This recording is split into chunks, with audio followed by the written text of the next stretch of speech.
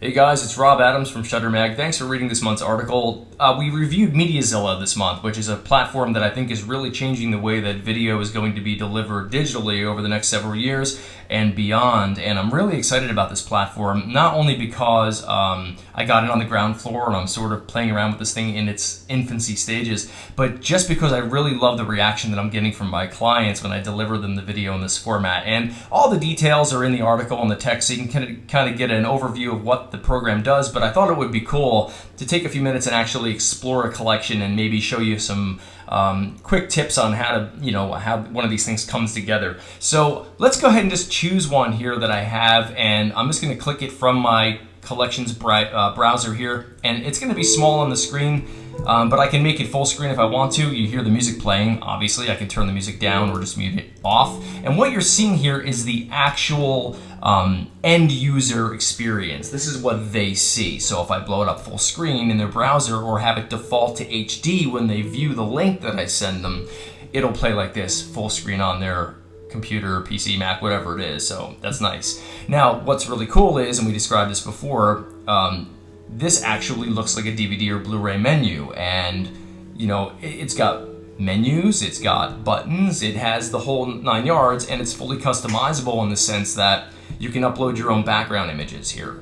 So you see I have my movie poster design for the couple. I've gone ahead and changed the graphic design a little bit to accommodate this menu bar down here in the lower third, and that's just something that I choose to do to make it look a little bit more personal to my brand and make it more personal to the couple. So you can leave this as a blank color, you can put a video thumbnail in there, it really doesn't matter. I mean, whatever you want to do here, the sky's the limit.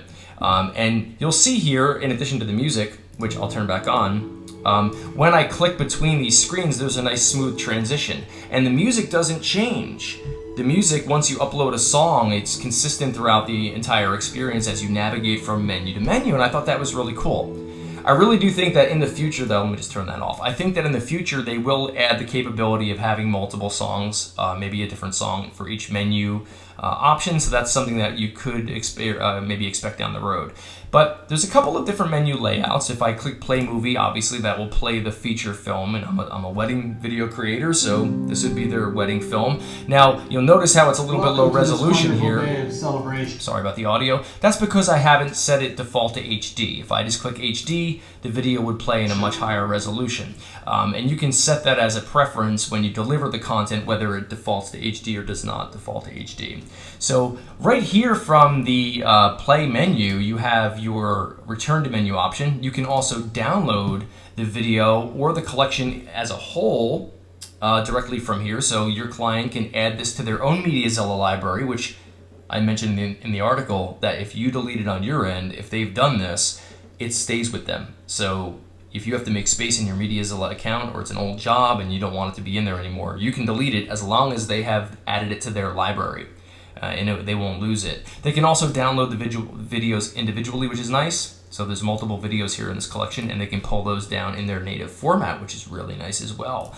So if I go back out here to the menu, if I click on scene selection, you'll notice that another menu comes up. It's got a certain layout with some circles here for the chapter buttons, and you can custom name any of this. You can change the name of scene. You can change this from scene selection to something else. You can change the name of the individual chapters. Of course, there's a main menu button. And then we have a bonus features menu, which you'll see I have another background image in there, and then a couple of other options here. There's a teaser trailer that we made for them, and then I took Vanessa's slideshow. She's a photographer, Vanessa Joy, writes for Shutter Mag. You should know who she is.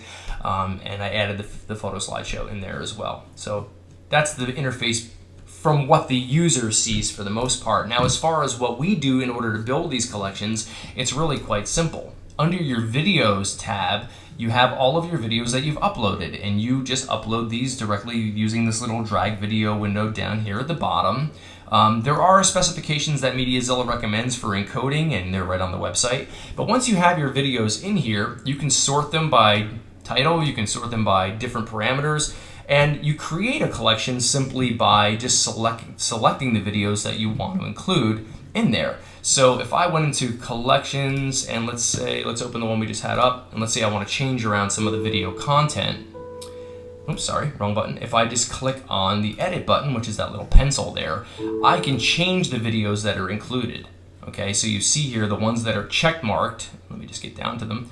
The The ones that are check marked are the ones that are going to be in the video collection themselves. Okay, so I can choose which ones I want to include in there and then go back out to my collection, and then they will be available to add here into the various menus. So if I go to my bonus features menu and I want to add a video, I click on video and then I can add each of those videos that I selected. So it makes compiling your individual videos into a collection very, very simple. And from here, what's even cooler is I can choose chapter points of using time code. So I can essentially, let me turn that music off again. I can essentially take a long video and then create time code in order to drop in various scene selection chapter points, which is really nice. And that's evidented here actually on the scene selection menu.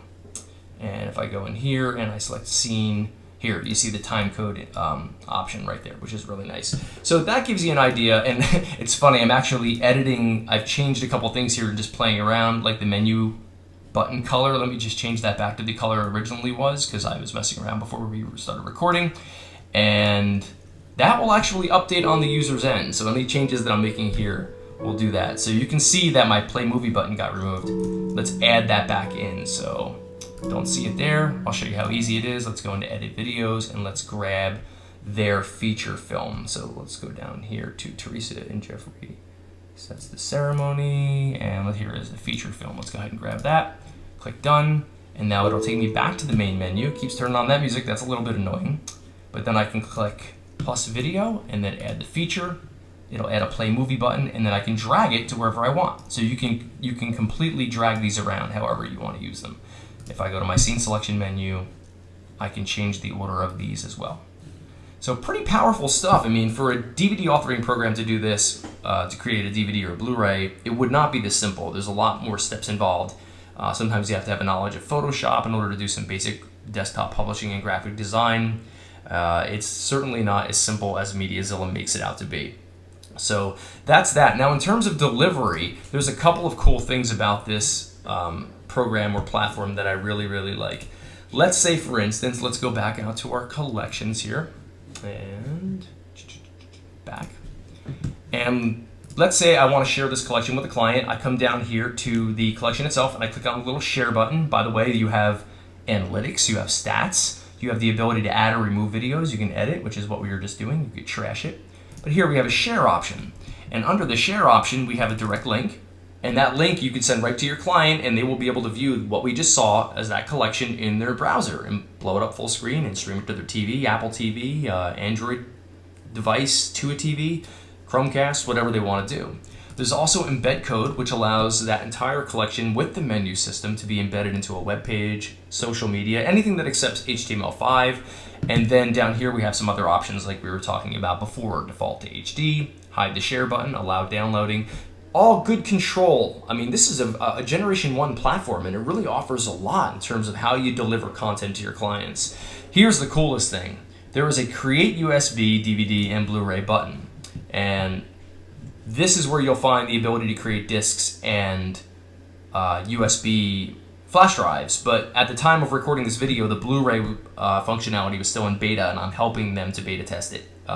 It's coming along, and by the time this article reaches your eyes, in this video, it should be in place here. So we'll update the article text as that functionality is rolled out. But all you have to do is select which one of these you want, and it will create the package for you that you will download and then add to whatever, to a DVD disc or a USB flash drive.